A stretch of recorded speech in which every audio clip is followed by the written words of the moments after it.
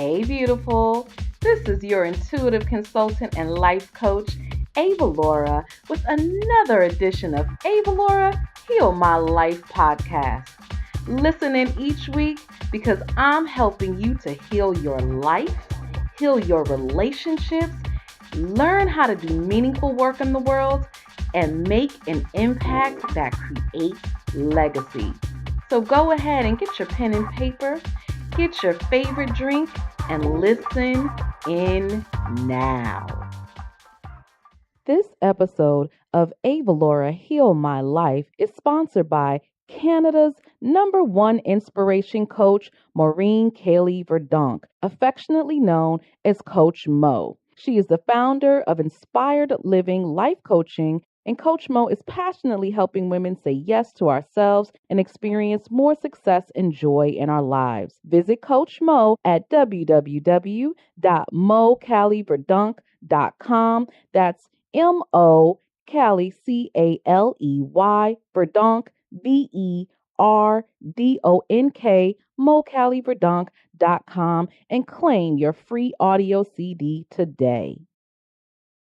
Greetings, beautiful ones. This is Ava Laura, your intuitive consultant and life coach, with another amazing edition of Ava Laura Heal My Life. Each week, I'm here every Sunday to help you to heal from whole to wholeness in your life, your relationships, your business, and career. And as always, I love hearing from you. So make sure you share your comments with the world, not just me.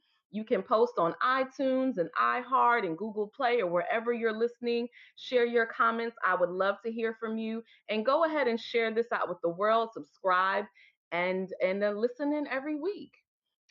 We are continuing our celebration of Women's History Month this March, focusing on women's issues. So I have another amazing guest for you all today that's really going to be talking about her contribution to women's health, and in particular, Black women's health and wellness. So let me introduce you to our guest, Lisa Peyton-Caire.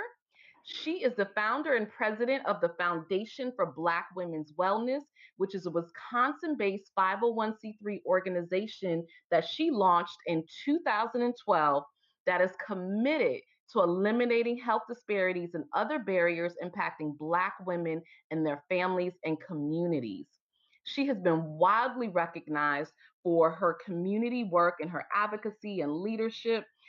Recently, she was named among local health innovators in Madison Magazine's 2017 M list. In 2016, she was recognized as one of the 44 most influential African Americans in Wisconsin by Madison 365 magazine, and she's had numerous other accolades.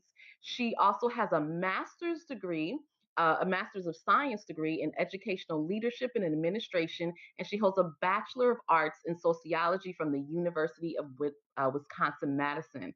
So please join us in welcoming Lisa. She's a phenomenal person that I've actually had the pleasure to work with in the past as well. So Lisa, thank you so much for being here. How are you doing today? I am doing awesome, Ava Laura, and it is just a joy to be on your podcast and to see things come full circle in terms of our being able to work together and connect in this medium. So I'm very excited to be here today.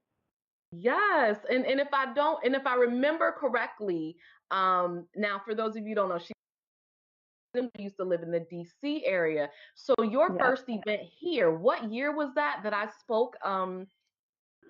Because that was Oh so my long ago. It goodness. was like another You lifetime. know, it feels like another lifetime. So, yes, I'll back up a little bit on the awesome history that you gave me, that you read about me at the beginning. So, Black Women's Wellness Day is an event that I launched in 2009 when I was living in Maryland, around the Bowie, Mitchellville area. And that event came from an experience of having lost my mother 3 years prior to that, at the age of 64, to congestive heart failure, and just a whole slew of health challenges that started when she was 48 years old. So I was moved in spirit to create something as a solution and a remedy for this phenomenon that I had observed happening in our communities and very much in my own immediate family and immediate family circle of Black women dying, honestly, prematurely at midlife during a time where we should be enjoying the fruits of our labor and all the sacrifices and contributions we've made up to that point. And so Black Women's Wellness Day was born of that. And I first hosted it at the Bowie Public Library in Wow. 2009. Yes. So, and that was a gathering of about 40 women and family members who I gathered together and just said, we're going to launch this different type of conversation and engagement of Black women around solutions and just talking out loud about our lives and what we shoulder and what wellness means to us in the midst of this backdrop of Black women dying, and no alarm bells being rung across the country to address the issue in a way that felt right to me. And it was likely the fourth annual, I'm thinking 2009, 10, 11, 12. Yeah, maybe it was the third annual Black Women's Wellness Day, which came at a point that we had met online because I was scouring the Google looking for and reaching out to other Black women who were engaged in this work, trying to build my network of who's clued into this issue, who's actively creating solutions, who is doing the work in an empowering way, driven by Black women, for Black women, and creating the solutions that we feel are necessary. And that's how I landed on you and the wonderful center that you had that time in College Park. Do you still have your center Still there? have it. Yes, ma'am. Still have it, doing the actual tangible work of helping Black women get well and to rebuild their lives. And I invited you at that point to that year's Black Women's Wellness Day event, and that was one of the most beautiful. And it was the last one I hosted in Maryland before I moved back to Wisconsin. Yep. So, what I love about this is that, so there's so many problems in the world, right? Yes. There's so many things that are going on at any one given time. And what happens is a lot of times people tend to get very overwhelmed and also really leads what I see a lot to escapism because people feel Yes. so overwhelmed and so burdened and depressed and sad and just feeling like there's just too much going on. They don't know what to do. And it's just too much to bear. So I'm gonna bury myself in food and and sex and TV and whatever, whatever their form of escapism is, alcohol, drugs, whatever it might be. And so what I love about you is that you saw a need, you saw a problem, and you said, I'm going to provide a solution. I'm about this. I am going to create this event. And I love what you said that you started in the library. Like you started small. So small. It was Now look. small and it was, yes, it was small. It was grassroots. It was from the heart. It was from the heart, and literally the women in that small group of 40, and that's in addition to my father, my brothers, my family members who also came to support this thing that I had created because it impacted all of us. Anyone who knows the magnitude of losing a mother and a loved one, they wanted to be a part of this initiation of something new and different. But those women in that room were all women who had come into contact with me from reading a blog or out in the community. I just started talking to people. I just started reaching out and sharing my story, and it became so clear that this short story was shared by so many of us, which gave me reason to feel positive because we connected so powerfully, and I knew they would want to be engaged in the work. But it also made me very concerned and sad because so many of us could point to having lost a mother, an aunt, a sister, a grandmother, a cousin, a niece to early death because of heart disease, stroke, cancer, even violence. So many of us have had that experience where we've lost mothers who are in their 40s, their 50s, 60s if they're lucky. And that really drew the alarm bell for me to say, we are on the right track. We've got to deal with this, but not simply from a perspective of talking about the problem. What are we going to do about it first as individuals and taking responsibility, referring to what you talk about as how we can numb out because we feel so overwhelmed, and then we create these patterns of behavior and these habits which are really compromising us further and putting us further in a unwell pattern of health and Absolutely. behavior. Doing Absolutely. that work, yeah. So teaching health behaviors and building supports and accountabilities around that, but also looking broader. That work has now extended and looking broader systemically to look at how health unfolds in the United States for Black women. And there you uncover massive inequities and disparities.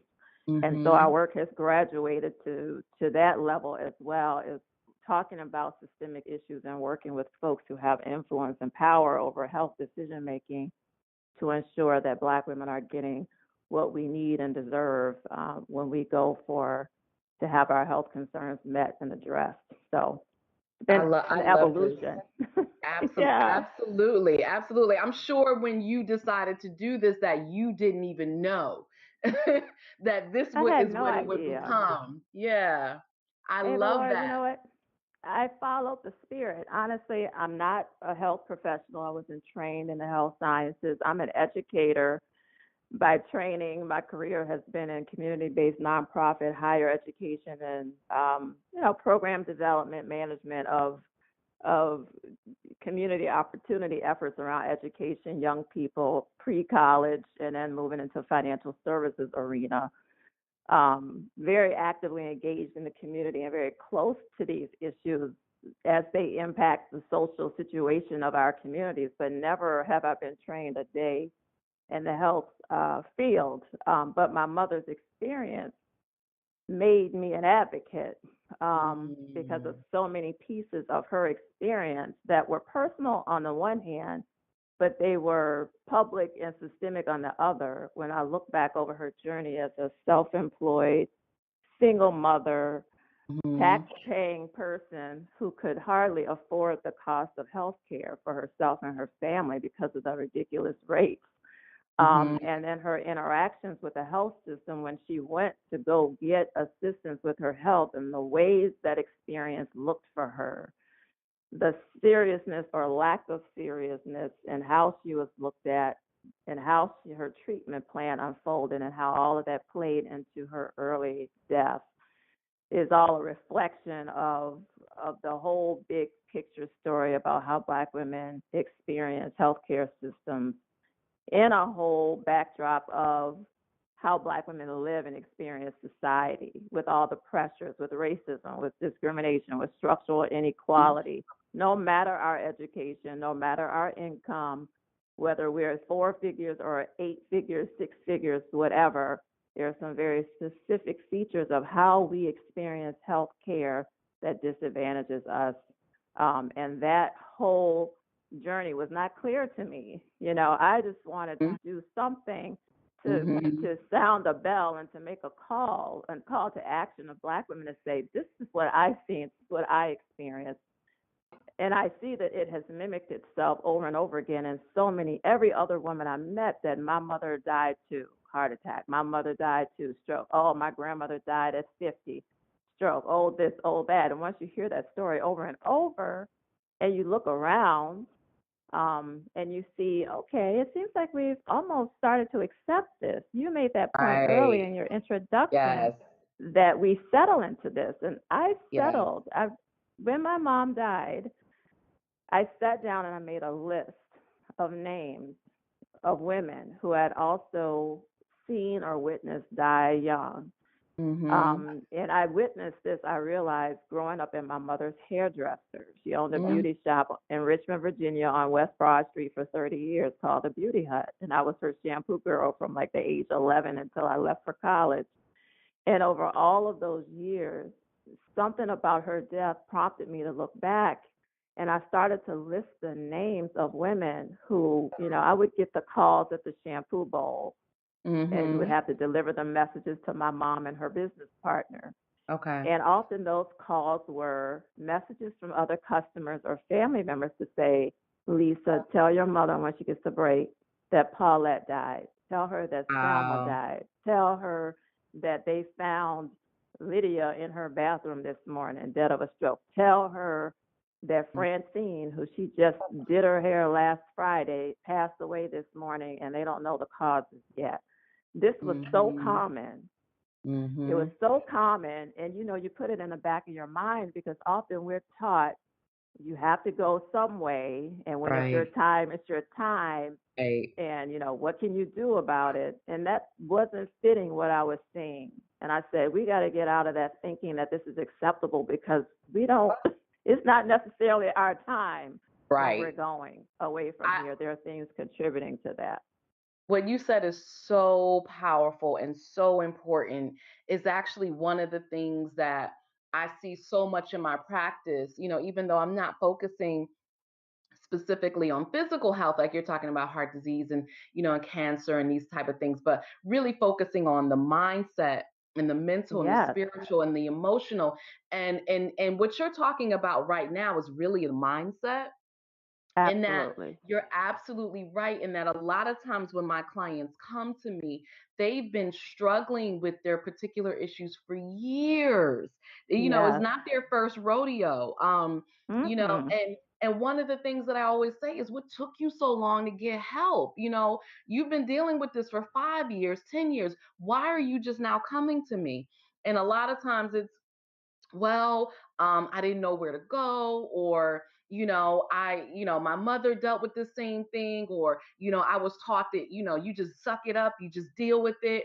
I'm a woman, I'm a black woman, I can handle it, I can do it all on my own. So this whole superwoman complex that Yes, there's yes, something wrong with me, I'm weak or I'm less than if I seek out help and resources, because my mother dealt with it, my grandmother dealt with it, my great grandmother dealt with it. So what is wrong with me that I need to go and get help when they were able to deal with it on their own? And yes, so there's this whole mindset of, you're absolutely right. Like, it's become normal, yes. and And it's that's very not dangerous. normal. It's not normal. It's not our time. It's not God's will. When I say those words often to people in our religious and spiritual traditions, they cut the side eye at me and say, okay, now you're going too far, Lisa. And I push back Mhm. to say, God grants us health and wellness, the fullest, the best. We were not put here to struggle and to suffer. Mhm. And when we negate having these conversations about what the fullness of what was intended for us and begin to kind of settle into, well, we got to go and God's will. She died at 52 of a stroke. That was her. No, no, no, no, Yeah, especially when we absolutely know that all those factors you just named are active in our behavior and our decision making. So we are taking ourselves to the grave faster than what is mm, intended. And we got to face that because most of these deaths are preventable. Most of the things that we are suffering and ailing with are preventable absolutely. illnesses. and So we got and to that test that and mindset. and that point is so important, that they are preventable, because Yes. again, another mindset is that I'm not going to seek help, I'm not going to do anything until I get sick and tired of getting sick and tired, until I always talk about Oprah when she talks about the whisper, the pebble, and the brick. Mhm. First you get the whisper, something is wrong, that little small voice, your intuition speaking to you, you don't listen. Then you get the pebble thrown at you, and then you get the brick. And a lot of times the brick is a health crisis that was way preventable if you had listened when you Yes. heard the whisper. But we Yes. wait to the last minute to deal with things until almost, unfortunately, that is too late, instead Yes. of And that being is. Mhm. proactive. Yes, that is one of the major causes of our disproportionate level of illness and sickness and subsequent death is that by the time we take the action to go to seek medical attention for a condition, we go so late that our conditions are so advanced that treatment is ineffective or less effective. We Yeah. go after we've had so many whispers, pebbles, and bricks, and then all of them coming at the same time until Mhm. we are so far progressed in a disease state that treatment cannot, in many cases, reverse or heal. And we already know that so many treatments aren't really designed to heal. So with Right. that extra added layer of burden on, the earlier we can begin to first be honest with ourselves about how we're feeling, paying attention to what our body and mind and spirit are telling us, and take action. We've got so many examples in all of our families.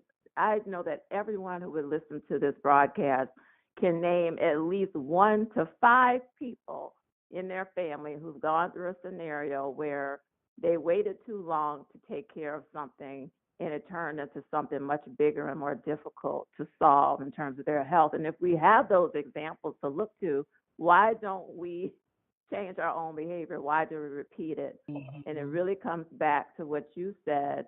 This isn't just a question about medicine or medical health or physical health. It's holistic health, starting with mind, spirit, then body, because what we're thinking in our mind, what we're feeling in spirit, drives what we're doing in our behavior through our bodies.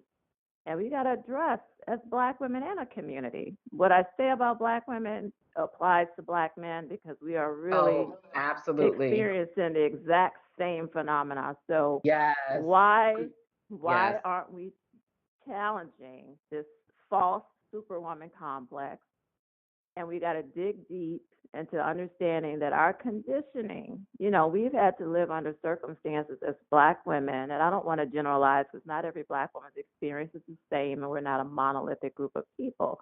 But we can, point to patterns and a shared social history where most of us in North America can point to a shared history of slavery or some part of that whole journey from slavery Mm-hmm. through Black codes, through Jim Crow, through civil rights era, and all of that.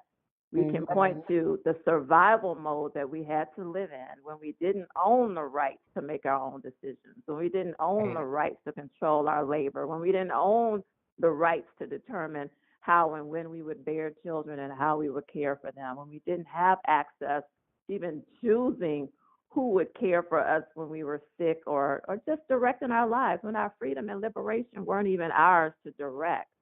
And what we Mm-hmm. had to do under that system to survive, those behaviors of dealing with it and coping with it and just making it through to the next day and Yes. doing enough in the ways you Yes. can, it helped us to survive in that period and under that set of circumstances. But we're not Mm-hmm. living under those circumstances anymore. Right. We Yeah. still We have have to pressures. evolve and we have to adapt. We have to evolve and adapt. We've got to move forward. Just like we are so quick to embrace new technologies. African American women are some of the highest users of technology, iPhones, web-based technology, the internet. We're quick to pick up on new innovations in those areas. We've got to innovate and evolve in our mindset around self-care and well-being and realize that our lives depend on it. We have to Yes. change. Yes. Yeah. So you've spoken about some of the problems, and I'm sure anybody listening can certainly relate to some of the problems that you've addressed. What are some of the solutions that have actually come out of Black women's wellness? Oh my goodness. So let me talk about the evolution of Black women's wellness. So when we met around 2011, maybe 2010, 11, again, Black Women's Wellness Day was an event that I hosted every year, and that was at that point my contribution toward this whole conversation and movement around Black women's health and wellness. I moved from Maryland to Wisconsin, which is my husband's home state. So we kind of have moved back and forth twice between the two areas. Virginia is home for me, but in moving back to Wisconsin in 2011, I realized that the need for Black Women's Wellness Day was even greater because I had stepped into a state that leads the country in health disparities for Black women and families. And I mean, we topped the charts in Wisconsin for the worst health disparities, the worst education outcomes for African Americans, the highest incarceration rates, the widest wealth gap, the highest infant mortality rate. Mm-hmm. Wisconsin, unfortunately, carries the banner for all of those designations. I happen to live in Madison, Wisconsin, which is the capital of Wisconsin, and that gave me a very unique position by which to elevate this conversation about Black women's health. So we of course transplanted the Black Women's Wellness Day event to Madison, and it has grown exponentially. So you remember by the third year in Maryland, maybe there were 150 women in the room. Yeah, it was a Now great we're turnout. yes, now we're pushing 600 women at Black Awesome. Women's Wellness Day every year. And that Awesome. was in Maryland, that work was primarily me and my family financing that work because it meant that much to us to do it. I hadn't graduated to the level of attracting sponsors and partners. Now we have all four of our health systems, major health systems in Dane County, Wisconsin, a host of companies, organizations, and businesses who sponsor our event every year. And we have had to Wonderful. control, yes, we've had to control the growth of this event because, like most of us sisters, I have a career and a day job, and I do this other work Wow. in addition to. So And so we can, I just want to point that out really quickly because I know there are a lot of people listening, men and women alike. And one of the yes, things that happens is, again, is that each and every single one of us, we recognize a problem. It doesn't have to be wellness or anything like that, but some problem that we see that we're passionate about. And yep. there's so many reasons why we can't address it and we can't do anything about it. So I want you all to hear what Lisa is saying because this was something that she was passionate about. She saw a problem. It was self-funded. It was grassroots. She has children. She has a husband. She has a career, and she still managed to do it. So I just wanted to point that out. Thank you. You know what? I appreciate that because it's such an important part of our story. I am not unique. There are so many of us who are doing this out of necessity, and it's really part of our heritage as a community. We've always worked on multiple fronts.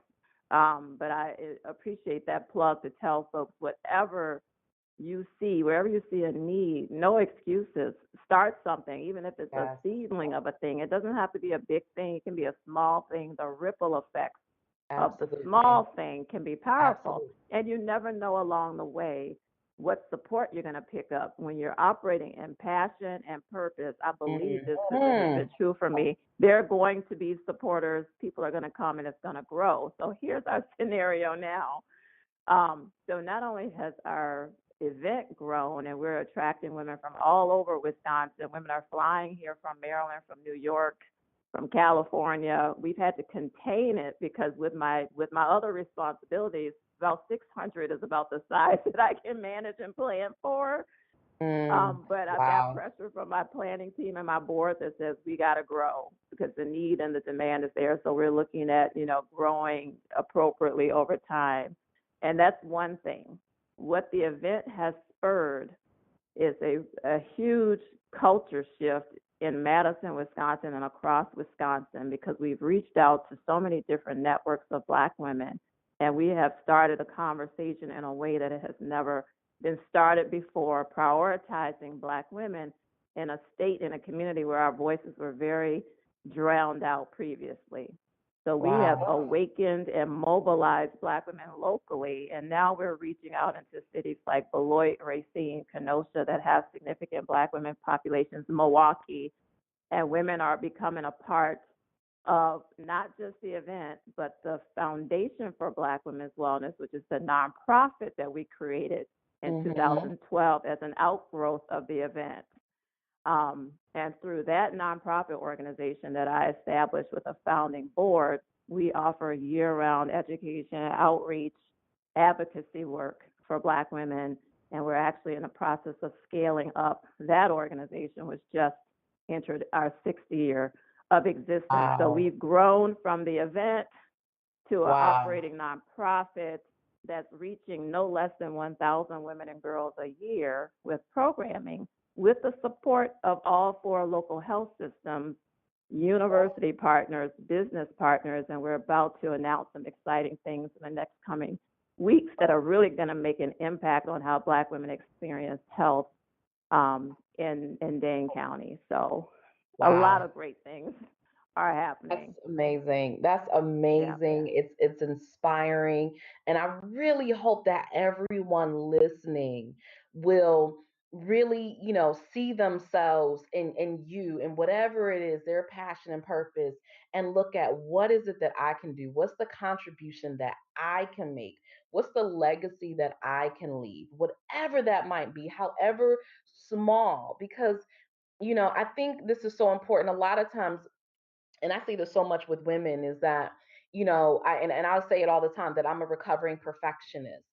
And that Mhm. a Mhm. lot of Me times too. when we have an idea, we want to do something, right? We want it to be so perfect that we allow that to influence, whether we can do something or not. And a lot of times we won't do something because it can't be perfect, it can't be right, it can't be the way we want it to be. Oh my gosh, I was suffering from the same condition, Ava Laura, for so long. And when this work pushed me to say, you're not going to have all those answers figured out. You're not going to be able to foresee the future. You're not going to be able to predict what's going to happen. So throw all the fear, the worrying, or the overthinking aside and just move forward. And the second part to that is embrace all of your experiences. It was one of the Yes. most painful things in this world that I could ever imagine, to lose my mother. I am grateful that I was able to be with her up to the moment that she left us. And I had to pray and kind of go through my own healing process, and still you never heal from that. You just learn to move on. But I had to extract the beauty out of her life, the meaning of her life, the value of her life, all she was. And that foundational piece allowed me to use her story, her experience, as a powerful way of reaching other Black women to say, we share this experience. We Mhm. have this predicament that we're dealing with. How are we going to come together in the name of our mothers and our loved ones, and for our future, for ourselves and our daughters, to create something different, a new reality, a new legacy, building a new legacy where 20, 30, 40 years out, we've changed the whole discourse around Black women's health. And so I had to move through the pain and the grief to create something Mm. beautiful. And that's something that I want people to say. It could be your greatest loss or pain that becomes the most Yes. powerful piece of what you create, that heals people and creates something new and powerful. So Yes. embrace Yes. that. Yes. See it for what it Yes. is. I talk Yeah. about that all the time because you're absolutely right. I mean, nowhere near as significant. But I talk about that a lot when people say, "Well, Ava Laura, how did you start this work?" And I talk about my journey as a social worker, and how I Mhm. got fired from my job, and that's what propelled me, you know, Yes. to fire for anything in my life. That was a significant loss. It was a loss to me financially, but it was a loss to my ego. Like Yes. I Oh worked my so gosh, the hard, like ego. Yes. like how could this Woo. happen? But it was the best thing that happened to me because I know that if I did not get fired, I would have still been in that job. I would have still been suffering in silence. I would have still Yes. been dying each and every day doing work that did not serve me and did not serve others, helping people to maintain their dysfunction and not helping people to grow. But when I got Yes. fired, it was like a wake up call. It was like a light bulb went off. It's like, Ava Laura, what are you going to do? This is Yes. not working for you. So now what are you going to do? And so that was my moment of this decision. Am I going to take the safe route, the average route, go back into the world and get a 9 to 5? Or am I going to take the Mhm. road less traveled and really live in purpose and passion? And how am I going to do that? And so, Oh my really, goodness. this was your same, completely different experience, but really it was the same decision. And we all have Mhm. that moment in our life at least once where we get thrown a curveball, where something happens where you don't think that you're ever going to recover. You can't believe it happened. You don't know why it happened. You don't know how it happened.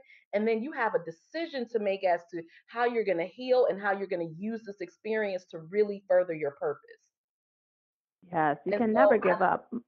never, never. So what I Never. want to know for you is, what was your process? What was a part of your healing process? How did you get from that point, really the one of the lowest points in your life, to now creating this massive movement?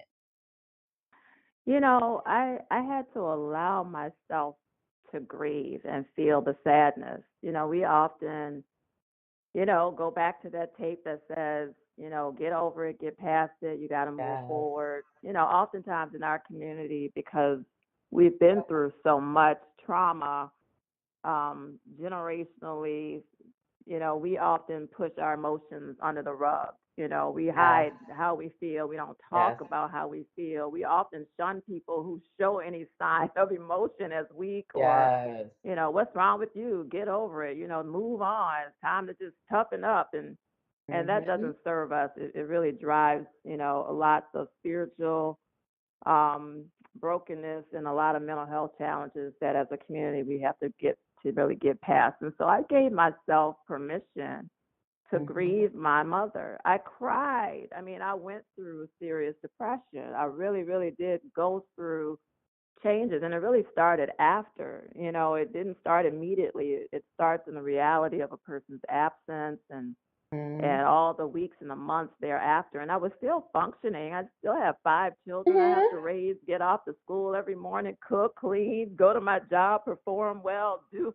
what needs to be done, be a good wife to my husband and all of those things. But in my own way, I had to permit myself to do that. And then I had to also surround myself and allow myself to be comforted by people. I had to allow folks Mhm. to know how I was doing and not to hide it, Yes. because often we hide it and it makes it worse. And my girlfriends, my family members, but my girlfriends who walked through that with me to encourage me through it was vital. And of course, prayer life and just leaning on faith and looking at the example and asking myself, what would my mother do? What would my mother say to me if she saw me wallowing too long? She would come and say, okay, Yes. Lisa, it's time to get up now. Come on, baby, you got to get up. You got to get yourself together. Come on, wash your face, take a shower, put your face on, remember who you are, and just one foot in front of the other. And I had to coach myself that way through her words. And then, I just was raised by people who, we all go through things. So we do have to get up. We Yes. do have to get up and we have to keep moving forward. And with those examples and as a person of faith, that allows you to make your way back. And in making my way back, it was clear to me just from my orientation that this was too powerful of an experience for me to miss the meaning in it. And for me, the meaning in it was you've been shown this and it has hit you in such a deep and personal way that there's something more that you are supposed to do with it. And Yes. I just began to do what my heart led me to do, and that's how Black Women's Wellness Day. That's what came out of my heart, and then I just started building everything else around that. So, and it was Awesome. about a 2-year process, 2-year process of going through all of that day to day, talking with people, healing, getting my strength back, and then realizing that there's something that I'm going to create, and it's going to be beautiful, and that's where it all emerged. Thank you for saying that. Thank you for letting people know that it's not an overnight process, that Oh it my really gosh, is a no. daily journey, daily consistent action. And thank you for saying that. That's something that I talk so much about. Like, if you follow me on social media, you see me. I do follow you on social media. I am always talking about that. Give yourself permission to heal. Give You yourself have permission to. to feel. Give yourself permission to grieve. You Yeah. have to. And so you just didn't dust yourself off and get back up. And that is a part of the process. No. But you got that pivotal step of I have to heal and then I can get myself back up. And most people Absolutely. skip that process. They go right into, oh, well, I got to go back to work. I got my babies. I got my husband. I got to go right back to it. And they forget that pivotal moment of I need to heal first.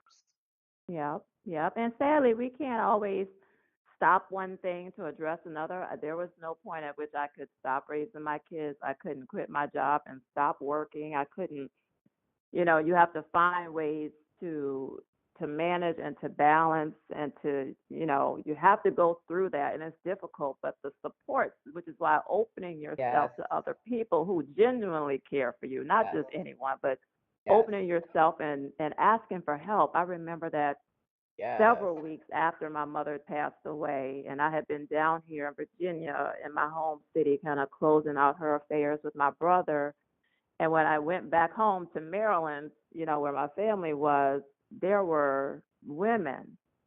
And I remember the child care provider for my children, Tawana, who was very close, had become like a family member to us, and my girlfriend Judith, who lived down the road, and my other girlfriend Quintel. These women surrounded me. They called me every day for the first couple of weeks. Then they called me every couple of days. They just checked in on me. A couple of them prepared food for my family, because they knew I wasn't in a mental space immediately to do that. So they brought food. Neighbors who had heard that we didn't know as well, but who had heard about what had happened, brought food. They brought all kinds of things. They showed compassion. And so when you're operating in a space where you allow people to help you and you receive that, it helps you heal. It also gives you some real tangible support that you need. Yes. One of my friends ordered a cleaning service for me, and Mm. someone came and cleaned the house a couple of times because they could just tell, I was dragging a little bit. I was going through the Yeah. motions. I was doing things, but my energy was bad. It was hard for me to get up in the morning. I just feel like doing something sometimes. And they came through for me, and it was through them that I regained my strength. And they felt like angels. My mother was Yes. such a beautiful, giving person who anyone who you would speak to about her would kind of tell you the same story, that she would literally give you her last dime, and had done this in so many ways for people. And I remember at her funeral, so many of them stood up to talk about these private things she had done. And I felt that after she passed, all that she had done came back to me and her and my brothers through the deeds of others, because they just surrounded us with so much love and care, and that helped a lot. It Yes. really did. And what you're really speaking to now is the importance of community. Oh my gosh, breaking isolation. You said something at the early part of this call about mental health and just our mindset and spirit, and I have to speak to this because this is so important. Um, we have got to recognize that um, mental health and our spiritual health is so incredibly vital. We have got to realize that we're not we're not made of stone, we're not made of rock. We can break. Yes. And this whole mindset around not being open to Mhm. help and assistance, this whole, we're not breakable. We are breakable. We absolutely are breakable if we allow it to get to that point. Yes. We have to really acknowledge as Black women that we're human beings. Right. I often have a Right. challenge with this term Black girl magic. I love it because I know what it's intended to mean, but there's Mhm. not a whole lot that's magical about the very real and concrete work that we do on a daily basis to maintain ourselves, our families, and all the things that we do. And we just have to Mhm. really come to terms with the fact that gentleness, being gentle with ourselves, being compassionate with ourselves, Yes. and creating a practice of self care where we are Yes. really protecting our minds, protecting our peace, and Mm. engaging in relationships and endeavors that really bring peace and calm into our life, and not the other. We really have to understand the vital role that peace plays in our overall life wellness. And if we're living in a state where we are constantly under stress and duress and Mhm. pressure, sooner or later something is going to break, That's and we it. have to be mindful of that. That is Yep. it. I mean, that is, it's inevitable. It's the only thing that can happen. Like I said, you bleed red. You're not an alien. I mean, so we're human beings, and so therefore, just like your car needs maintenance, you have to give your car gas, you got to do your oil changes, you got to change your brakes. I mean, it in order to run efficiently, there are maintenance that you have to do. It's the same thing with ourselves. I mean, we're human. We have our bodies, our hearts, our minds, our souls, our emotions, and you absolutely have to do daily maintenance. And that is your self-care that you're talking about. And I love what You you said, have to do it. protecting your peace. You have to protect your peace. I love that And because that I think, includes things. Go ahead. I'm sorry. I'm so no, go excited by ahead. this Go conversation. ahead. I have a million. And protecting your peace looks like getting up early enough in the morning to have a quiet moment so you're not in the rush and the hustle and the bustle of racing to your car to get out to start your day. It's having that meditative practice or Yes, prayerful practice or morning yoga or taking yes, time to actually eat, not on the run, but to sit down yes, and eat and have a moment with yourself. It could mean getting your finances in order because yep, one of the greatest drivers of stress, mentally and otherwise, is yes, financial stress. So thinking about how do I take care of myself and my loved ones financially? What behaviors do I need to undertake, and how do I need to relate with money with people close to me so we're on the same page and growing together? Is what food are you putting in your body? What are you shopping for? How are you teaching yourself about the best ways to fuel your body and not just falling back on junk food or the quick fast thing? Sometimes that's necessary, but if you really focus on taking care of yourself, putting the best, most nutrient rich foods that also tastes good into your body. Are you mhm, moving your body? Are you exercising your temple? I'm guilty of that. That's my Achilles heel. I'm a very active person, but I don't have a consistent fitness regimen. I do it kind of spotty, and that's one of my personal commitments this year is to, if I'm talking about health and wellness, I got to lead by example in every sense of the word, not just where it's easiest for me to do yes, so. yes, And for my own physical health, what is my regimen going to be so that I'm consistently getting 30 to 60 minutes of physical activity in mhm, several times a week? All of those things that we have to be asking ourselves in our personal wellness inventory of how am I treating me first? Not how I'm mm, treating my children first, my spouse, my partner, yes, my neighbor. That's yes, very important. We've been trained that to think of ourselves first is selfish. yes, That is such a yep, major piece of what I hear black women tell us is, well, I feel guilty and I feel selfish to be investing, a massage in myself, or who am I to go away for a weekend to get myself together? Girl, mhm, go away for the weekend and get yourself together so you can stay in it. The other 362 days of the year. Take those 3 days and take care of yourself because you know what you're going to do the other 362 days of the year. You're going to mhm, be in it. So take the weekend, and break the yes, social isolation. The other piece that I meant to mention earlier is break the social isolation. Break the social isolation. Make connections to others. Make connections yes, to others. Don't suffer in silence. Stop hiding and covering things up. When you're not well, go seek the help yes, that you need. Go see the thank you, therapist if you need. Go see Ava Laura for Reiki or some other treatment to balance you out. Go get the massage. Go get the treatment. However the treatment yes, looks, so that health and wholeness and vitality begin to be the things that you can name and relate to that characterize your life the most, and not stress, struggle, and right, all those things that we often all feel, trying to make our way through this world and through daily life. There's more we can do, and we have to do it. And yes, it doesn't have to feel like work. It should feel like an investment. I'm investing in me for my greater good. I'll be healthier and whole as a result. And that's what we teach women first. We teach them first absolutely, how to absolutely, reshape their mind and then how to good. repattern their behavior. Yeah. Absolutely, because that is absolutely where it starts. Yeah, and it's interesting. I mean, you just said a mouthful, so I hope everybody grabbed this. This is certainly going to be an episode that you want to go back. If you're listening in your car or wherever, you're in the middle of doing something, you're gonna want to go back and take notes because I mean, Lisa has dropped some gems today. So you're definitely gonna want to go back and listen. Um, But what's interesting about you said, I have over 20 episodes now on my podcast, and what's so interesting Wow. is the highest rated one is the episode where I talked about soulful self care.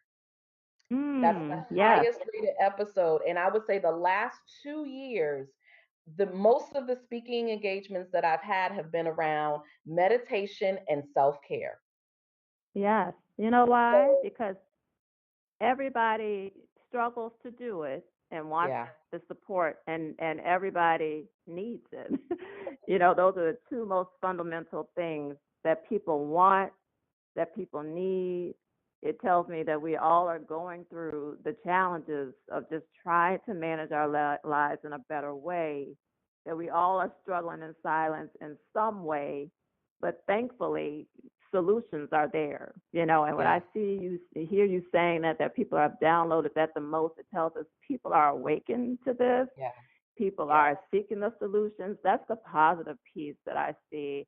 I see Black women more determined, more in tune, and more committed more than ever of rebuilding how we approach our yeah, lives and how we value our health, and the steps that we are taking to really prioritize wellness and self-care. It is revolutionary. I think we're really going through spiritually a revolutionary phase where Black women are reclaiming our health and really just pursuing our lives and our dreams in a different way than has ever been done before. And so I'm encouraged to yeah. hear that self-care podcast is the one that gets the most hits. I'm very happy to hear that. Yeah, it's really interesting. I never would have thought that the most hits and the most comments. I'm like, wow, okay, this is, Mhm. you're absolutely right. It's a sign. We're getting it. The We are getting it. all this We're getting work, it and we're the doing it. I mean, there's education. so many Yes, examples. There's so many examples you can point to now. I mean, I think, Eva Laura, when we were connected first in 2009, 10, 11, of course there were Black women talking about wellness and health and doing, great work. There's always, for the last 30 years, there's been a National Black Women's Health Imperative based right there near you in Washington, D.C., which is the number one national advocacy organization for Black women's health in the country. And was blessed and fortunate when I lived in Maryland to come into contact with you, with Candace Camille, who is a wellologist who's now giving talks all over the country and the world.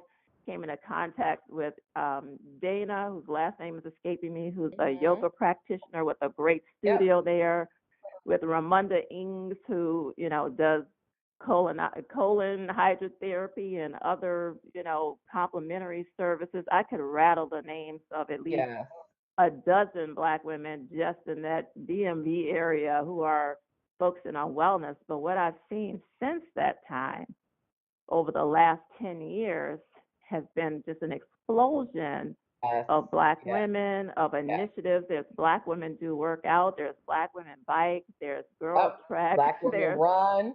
Yep, Black all of women that. run. You're There's right. there's so much, And I and love it because I tell yes, people all the time. I opened my practice in 2005, and I tell everybody. yes. People ask me this all the time. They're like, "You only work with Black women?" No, I literally work with everybody. But this is what happened, and so I know exactly what you're talking about. My first clients when I opened my practice were all white. Were Yes, all white men and women. Black people yep, avoided me like the plague. I don't know what that is. I don't do counseling. What is this coaching crap? Reiki? What's that? Or yoga, meditation? Like, yes, yes, I can't do that. That's against my religion. Like, I heard it yes. all. Yoga So, is but the that was Antichrist. I heard 2005. all of that. Yes, I mean, I heard it all, but now here in 2018, now the majority of my clients are Black women, so people don't even know I work with other people. I'm like, no, I still have white I clients. still, I work with men. yes, I work yes, with everybody, but the majority of my clients right now are Black women. So I've seen that shift and that growth in my practice, and absolutely. it truly is a beautiful thing. It's beautiful because, Yes, like I said, when I first started, I could not get Black folks. yep, yep. I know you didn't, because I'm gonna tell you, when we host our event every year, even now in the last couple of years, we've had folks say, Well, I don't think you should be doing that. Yoga, isn't there like weren't you raised in a Christian church, Lisa? How could you Hmm. do that? Or they're like, Reiki, what the heck is that? That sounds like voodoo. And I'm like, oh my Yep. Lord, you don't even know what voodoo is. So let's just not, the knowledge, the awareness, opening people's minds outside of what they've Yes. been taught or what they think they know, and then really Yes. connecting all of this to culture and making people aware that wellness started with our communities. These practices, these modalities we use, this is not foreign to us, this is not new to us. If you Right. look back in our cultural traditions, reaching That's back, right. these are things we have always done, but we That's lost right. some of that knowledge in our experience, through slavery and having to go back, reclaim, and relearn, and relearning, reclaiming, and thankfully having folks who've always retained the knowledge. I remember my grandmother. We lived in the country, and I grew up really in a rural area outside of Richmond, Virginia, when I was very young, and my grandmother would still go outside and in her yard or to the store, different people she knew to pull together herbal concoctions and home remedies Hmm. that really healed us. She knew how to use certain Hmm. roots and things, and that was something that they didn't pass down because they didn't think we needed it anymore. Yes. As society was supposedly evolving and getting more technologically sophisticated, some of those things were lost, but thankfully there have been folks who have retained it, and it's just really emerging and really exploding in terms of how we are reclaiming our healing traditions. And I'm happy about that. And you're part of that healing tradition. And And so and here we are. exactly, here we are, and so are you. And I mean, this has been powerful. I know we could go on and talk about this for We could. hours. Uh, but I think, I mean, you ended on a great note, and I'm going to end it right there. But I definitely want to ask you, please share your information with everyone who wants more information about you. They want to know maybe how they can participate in this Yes. movement. I'm really calling it a movement for Black women's wellness, and just how can they contact you? How can they get in touch? And how can they come to Madison and come to the Yes. conference? How can they do all of that? Oh my goodness! Please come, please come. I was so blessed that several folks did come last year from out the D.C. Maryland area, and every year there's a few more. So the first thing they can do is like us on Instagram. That's an easy way. So many people have social media accounts. So find us. Our handle is BWW Day Founder. That's for Black Women's Wellness Day Founder. So look for us on Instagram and Twitter by the same handle. Visit our website. So we will be merging our two websites together later this year. But for now, they can visit Black Women's Wellness Day at www.blackwomenswellnessday.org. We'll be updating that site soon with this year's event information, and they can kind of look around and peek and see a few things about past events. We were so happy last year. We had Susan Taylor, former editor in chief of Essence Magazine, was our keynote speaker. So we have very powerful speakers, renowned speakers who bring powerful messages. The full day of workshops, seminars, and just joyful interaction, engagement, connection between sisters around wellness. So visit blackwomenswellnessday.org, and also visit our nonprofit organization website, www.ffbww.org, and that stands for Foundation for Black Women's Wellness, ffbww.org. And they can get started there. Get started Wonderful. there. We would love to hear from them. We are working on some plans because we've been getting demands from women across the country to ask, can they celebrate Black Women's Wellness Day with us, with local celebrations that feed into the large Mm, ones. And this is mostly awesome. coming from the sisters who were in Maryland with me in the Of beginning. course. They're like, how can we do this? And of course, from folks in Virginia, a few women in California, Illinois, Indiana. So we're looking at how we can create a process for women to extend our work into other states. So we'll just, if they sign on to our social channels, they'll be in the mix to learn about that as we grow. Wonderful. Thank you so much, Lisa, for being here. and sharing your Yes. vision and your journey and the impact that you're making. I love it. I salute you. And Thank thank you. you. Thank you for listening today. Tune in next week, next Sunday, for another new edition of Ava Laura Heal My Life. Until then, wishing you peace, love, and bountiful blessings. Would you like to learn more about the healing art of Reiki? Reiki is an amazing, holistic, natural treatment that helps you mind, body, and spirit. It's wonderful for releasing pain, anxiety, stress, improving your sleep, your harmony, your well being, removing energy blockages, and so much more. As one of my clients said, Reiki feels like you're bathed in a warm cocoon of sunshine. If you've always wanted to learn Reiki and want to practice it yourself or for your friends, your clients, your family, go to ReikiPowerWorkshops.com. That's REIKI Power Workshops with an S.com and find out how you can participate in my upcoming trainings in the DC metro area. Again, go to Reiki, REIKI, Power, POWER, Workshops, WORKSHOPS, Reiki Power Workshops.com, and join my upcoming Reiki trainings. Hey, beautiful. Thank you for listening to another edition of Ava Laura Heal My Life podcast. Join me each and every week to move from whole to wholeness in your life, your relationships, your business, and your career. And if now is the time for you to embrace all that you are for your most incredible life, go ahead and email me today at avalaura@avalaura.com for your own personal consultation. And while you're at it, I'm Googleicious, so you can find more information about me online. Go to my website at avalaura.com and join my mailing list.